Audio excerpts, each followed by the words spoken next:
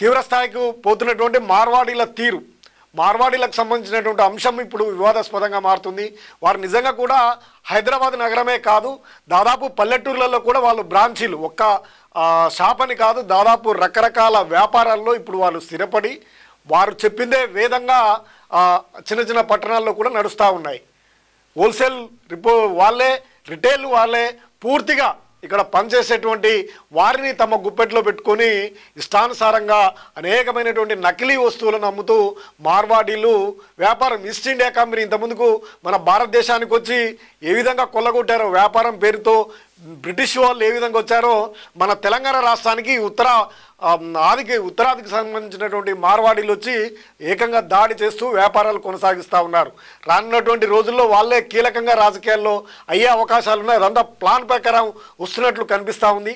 దానివల్ల మన అస్తిత్వమే కోల్పోయే అవకాశం ఉందనే చర్చ కూడా జరుగుతుంది ప్రధానంగా.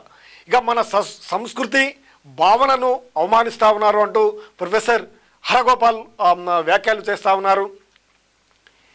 నేటి తరం మార్వాడీల తీరు తెలంగాణ అస్తిత్వానికి ప్రమాదకరంగా మారిందని అంటున్నారు హరగోపాల్. మార్వాడీల వల్ల తెలంగాణలో చిరు వ్యాపారులు తీవ్రంగా నష్టపోతున్నారు.